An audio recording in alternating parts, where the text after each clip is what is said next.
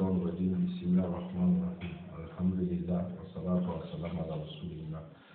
Mes chers frères en islam, mes chers sœurs en islam, mes chers frères en Adam, je vais par cette vidéo encore me parler sous l'assistance de beaucoup de frères, des frères en islam, vous parler de l'actualité d'aujourd'hui, la maladie qu'on appelle le coronavirus.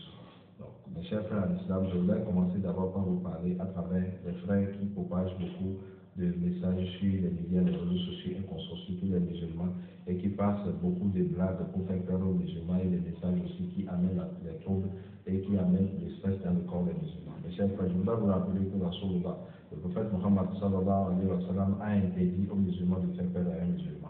Même si c'est en blaguant, le prophète a interdit cela, ce n'est pas conforme. Et Rasulullah sallallahu alayhi wa sallam a dit toute personne qui amène une œuvre qui n'est pas conforme à notre sunna sera rejetée.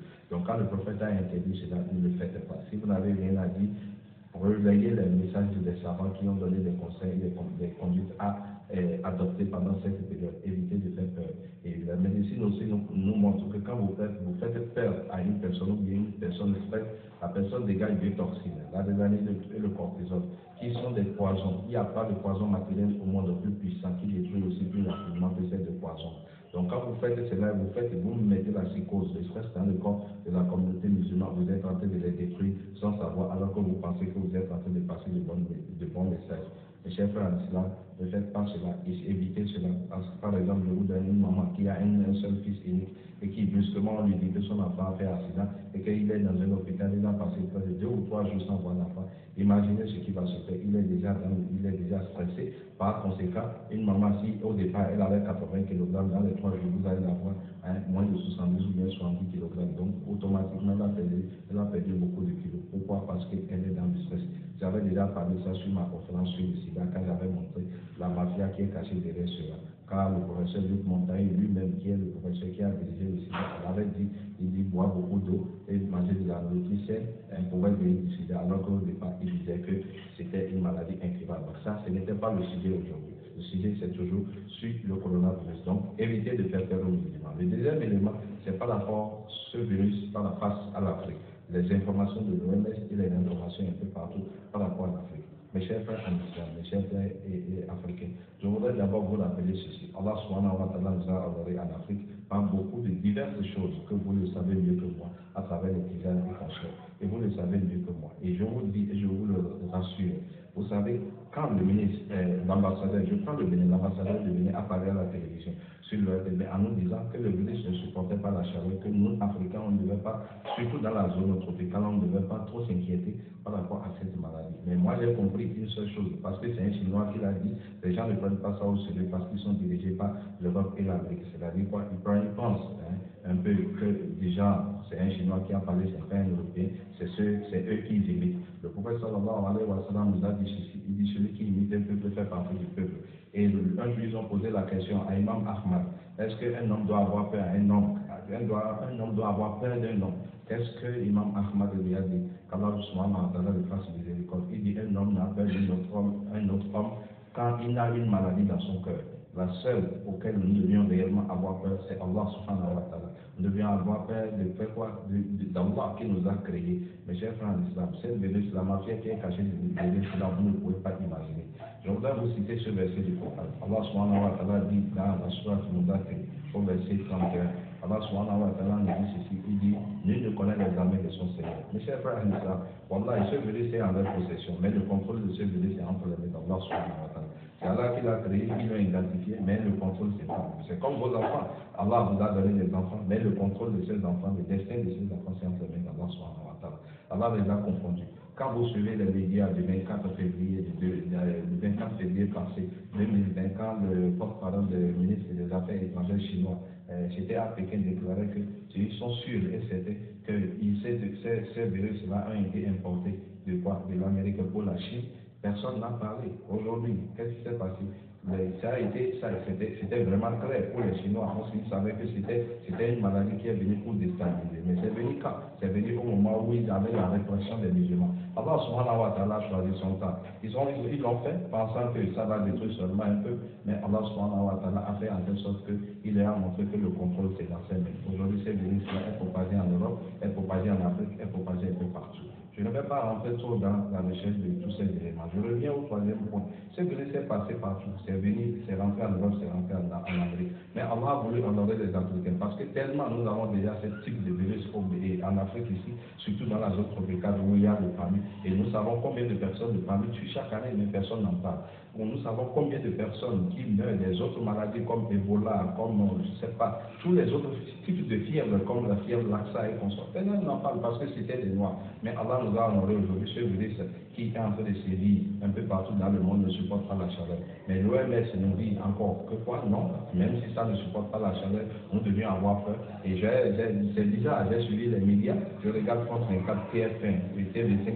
Et tu vois, dans tous ces médias-là, chacun donne des chiffres différents. L'OMS dit cela, nous savons les chiffres au départ en Afrique ici, le Bénin avec un seul cas, après le deuxième cas, nous savons au Togo combien, au Niger combien, au Burkina combien, en Côte d'Ivoire, au Sénégal, un peu partout combien. Mais brusquement, en moins de quelques jours, l'OMS nous déclare à la télévision que l'Afrique compte aujourd'hui 800 personnes contaminées. Ils ont fait les calculs comment, ils ont fait des analyses comment, ils ont su comment. Parce que moi, je n'ai pas compris avec quelle magie, avec quelle alchimie, ils ont pu rapidement, en moins de quelques jours, nous trouver 800 personnes juste pour pouvoir faire quoi? Pour pouvoir encore créer plus de psychose dans la tête de la communauté africaine. Vous, Africains, nous vous avons prévenu beaucoup de fois, et de savoir une seule chose. On ne dit pas d'obéissance à la volonté, pas d'obéissance à une créature dans la volonté, pas d'obéissance à une créature dans la désobéissance au Créateur.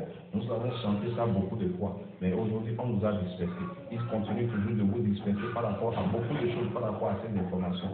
Revenez au tawhid, revenez à l'adoration du vrai Dieu, revenez à l'unicité d'Allah subhanahu wa ta'ala, et vous allez voir le bonheur et la joie qui est dedans. Nous savons depuis longtemps que Allah subhanahu wa ta'ala les a confondus. L'Afrique, Allah subhanahu wa ta'ala nous a donné des feuilles, nous a donné tout. Quand le professeur Raoul a trouvé que c'était la chloroquine, qu'est-ce qu'ils ont dit? Non, ils ont dit non. Pourquoi? Parce que la chloroquine, comment un petit médicament comme ça peut venir guérir cette maladie? Où est le problème? Si le professeur a dit qu'il a trouvé que la chloroquine guérit la maladie, c'est à vous. Il a fait les tests, ça a marché. Il y a des gens qui étaient portés de coronavirus, ils ont été guéris. Pourquoi aujourd'hui refuser? Pourquoi aujourd'hui ne pas participer? Pourquoi aujourd'hui ne pas accompagner ce monsieur pour que les gens soient guéris? Il aimerait que les gens guérissent et réellement en Afrique et un peu partout.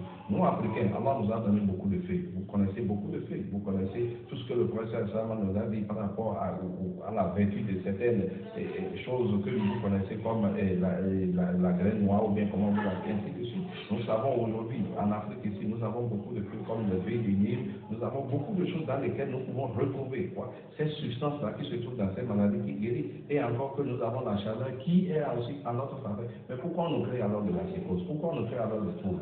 Si aujourd'hui les gens besoin de vaccins, ce n'est pas nous, ils n'ont pas allé piquer ces vaccins-là dans les pays où les gens sont véritablement touchés. Ici, alhamdulillah, nous remercions Allah. Moi, je vous dis, mes chers frères africains, mes chers frères en islam, voilà, gardons notre âme, sachant que la personne qui contrôle, la personne qui a créé ce virus, même si eux, ils ont pris pensant dans un autre plan, parce qu'Allah dit dans le Coran, ils font leur plan, Allah fait son plan, ils ont pensé utiliser ça à des fins qui doivent venir à leur avantage. Aujourd'hui, Allah les a confondus, c'est répandu un peu partout, c'est Allah encore nous allons implorer.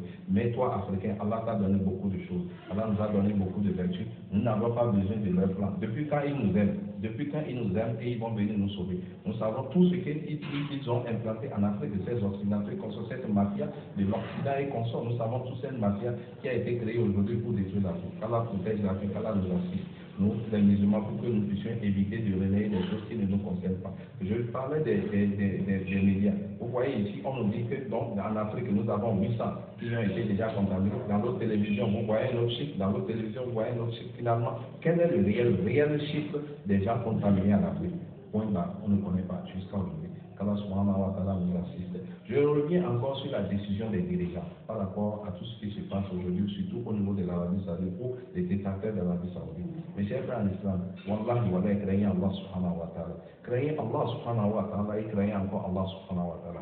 Je ne peux pas vous mentir, vous n'étiez pas là en 2015 quand les choses se sont passées là-bas. Beaucoup, parmi vous, vous savez, les gens ont insulté l'Arabie saoudite, non la sécurité, non ceci, avec les dictateurs, ils ont tout dit sur l'Arabie saoudite, que non, ils n'avaient pas plus de sécurité, autant ils ne s'étaient pas fait ci, c'est pourquoi tel telle chose s'est passée, alors que ce n'était pas la faute de l'Arabie Saoudite, c'est pas parce que si vous étiez là, vous allez vite comprendre. Aujourd'hui, la fièvre est arrivée, cette maladie est arrivée. La Mecque et Médine, aujourd'hui, est plus entourée par les étrangers même que les Saoudiens. Vous êtes à l'aéroport du Bida, chaque minute qui est en train de passer, un avion est en train de descendre, un avion est en train de partir. Des gens sont en train de venir à Oumra, des gens sont en train de partir quand ils ont déjà fini leur Oumra.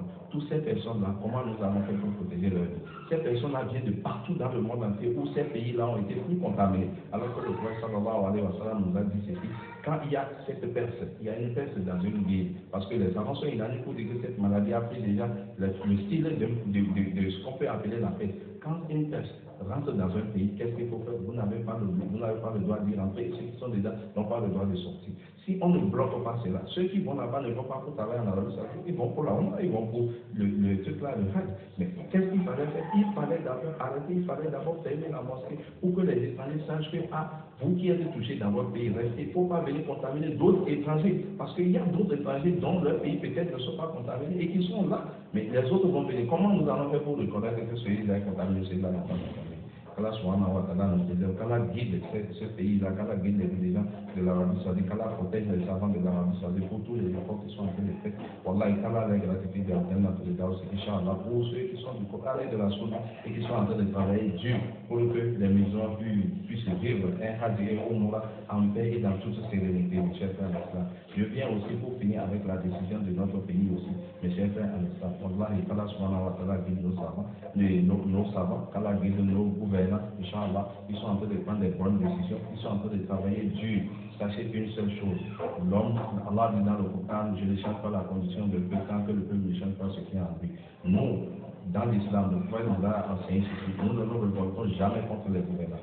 C'est interdit pour un bon musulman de se révolter contre les musulmans. Le prophète nous a interdit cela. Et Imam Ahmad a dit ceci, il nous a parlé, ce qui résulte de la désobéissance des gouvernants est beaucoup plus pire, plus grave que quand nous passons, qu'on ne peut même pas imaginer. Parce que quand vous désobéissez à un gouverneur, que Allah soit nous on a voté, mais c'est Allah qui élit le président.